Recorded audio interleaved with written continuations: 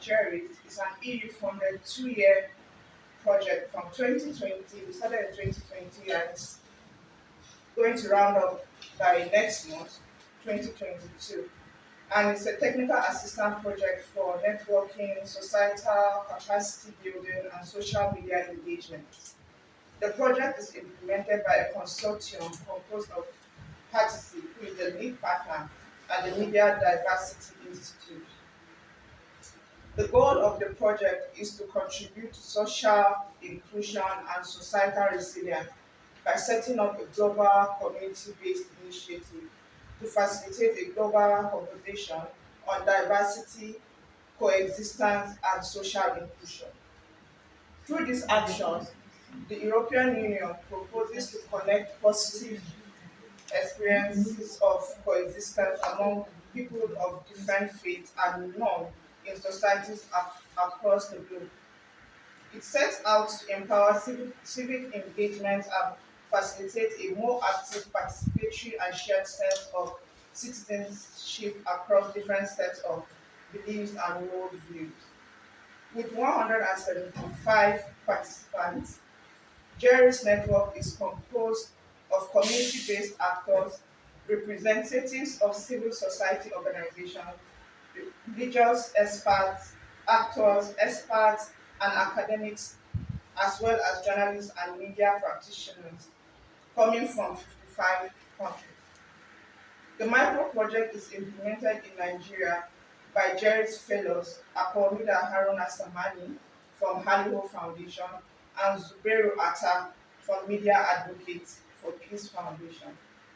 As part of the TOR for GERIS fellows, they are mandated to embark on an assignment to see how impactful the various trainings have been in the course of the fellowship process and how they can translate them into actionable community investment activities in their various countries.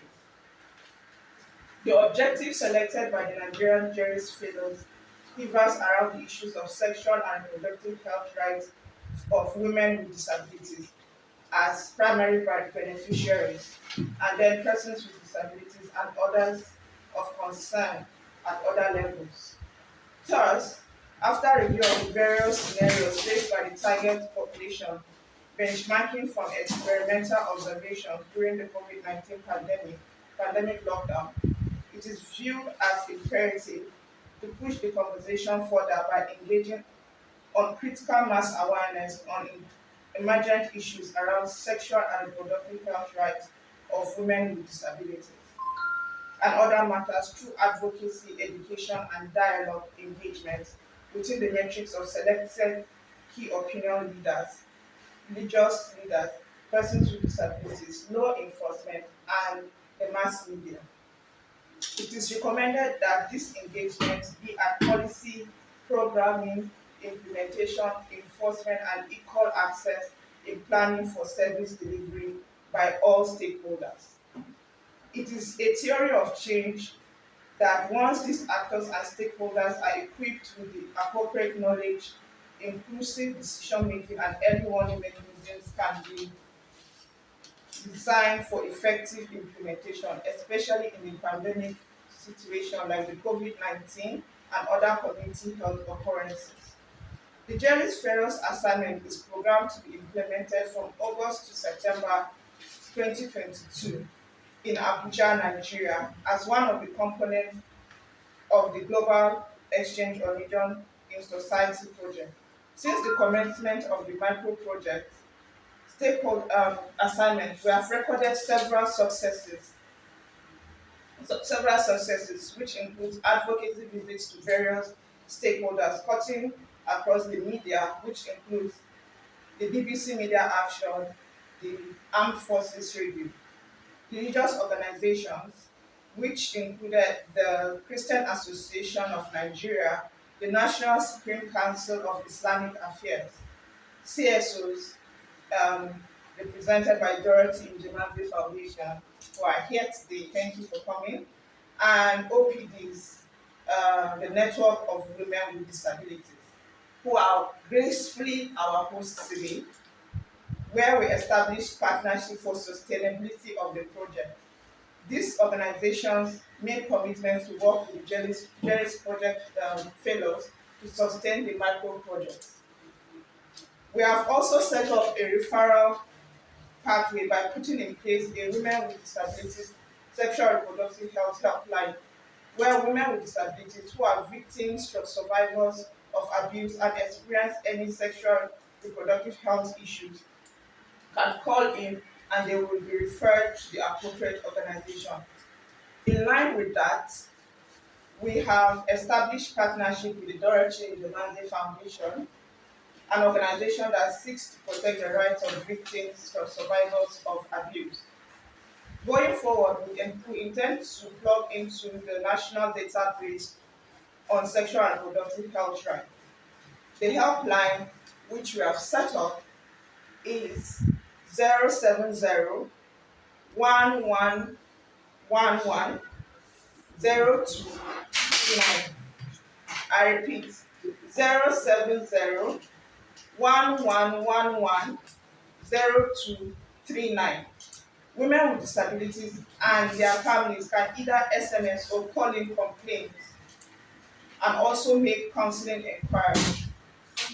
Additionally, the assignment is in the process of developing a simplified version of the National Policy on Sexual and Reproductive Health Rights of Persons with Disabilities, with emphasis on women and girls 2018, which will be up on our various organization websites and social media platforms as soon as it is ready.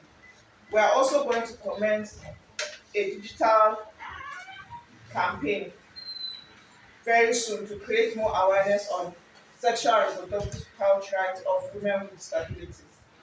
For further Over time, there have been advocacy issues that has led to the establishment of the National Commission on Disabilities Commission, right?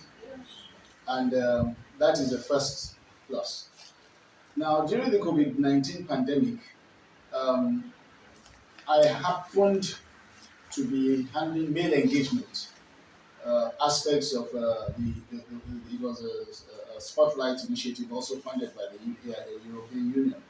And we discovered that in the process of our research on different population variables, we discovered that first and foremost during the lockdown, even those without disabilities, without physical disabilities, did not get enough of the support from government because of the restriction of movement and so many other confusion in trying to manage affairs around the COVID-19 pandemic and its lockdown. And we discovered that persons with disability, male and female, had challenges of access. Those, for example, women who were pregnant, it was very difficult for them to even leave where they were staying because of the lockdown to access health issues. So they, in essence, happen to be marginalized. Some of them we know actually eventually develop mental health issues. Some of them were raped because of their inability to protect or defend themselves. And you know what happens in the lockdown? Neighbors and everything, there were lots of pressures. So when we looked at that, we said, okay, can we push this conversation forward as a contribution to the various activities that have gone around women with disabilities? And that's why Apolmida and I decided to choose this as our joint project assignment so that we bring it out on a global level. First of all, local level at state level, then the federal government level, and then the international level.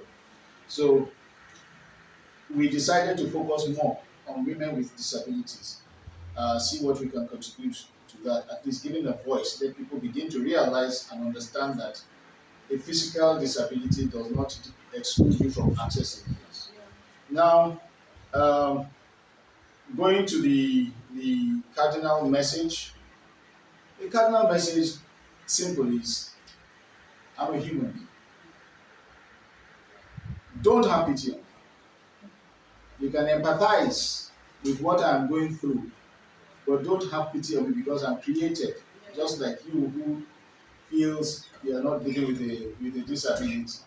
So that, in essence, is what we are looking at, at pushing forward. Then,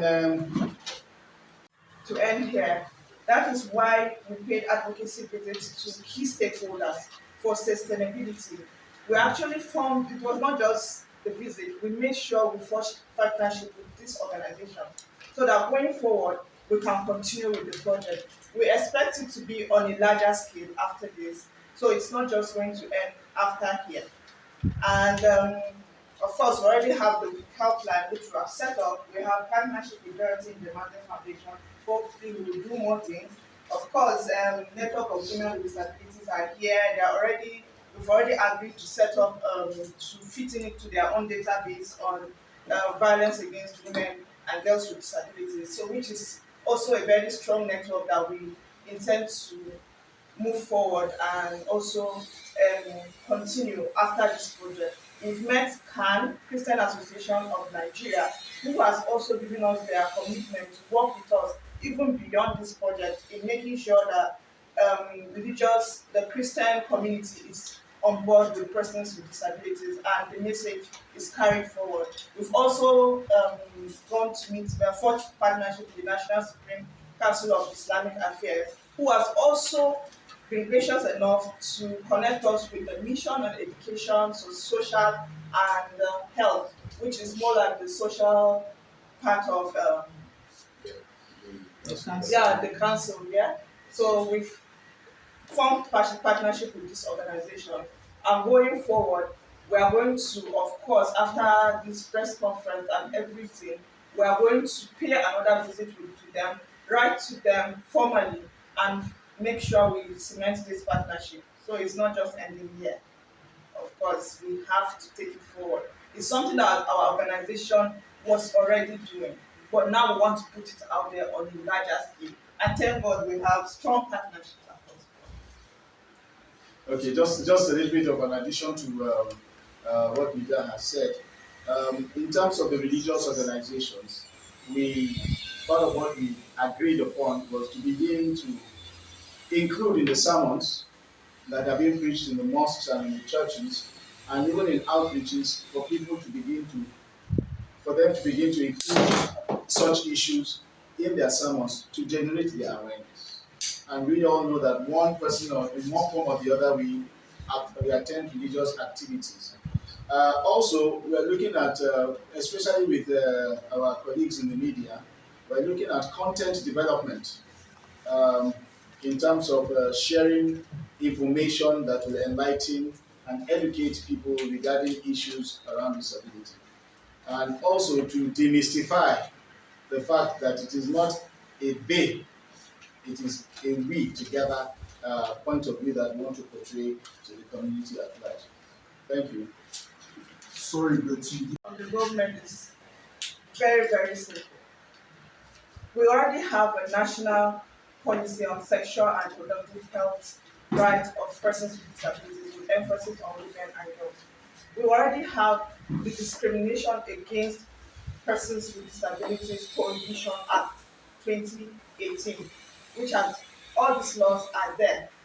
What is left is implementation. We want the government to make sure to put measures in place to make sure that this policy and the act are actionable, they are implemented. So it's not just about passing the laws and all that, it's about the government also taking it forward. We want the government to support us persons with disabilities because we need the enabling environment, we need access.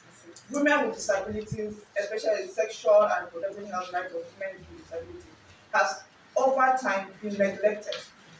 So we need we need the hospitals, we need the services, the healthcare providers to be all inclusive.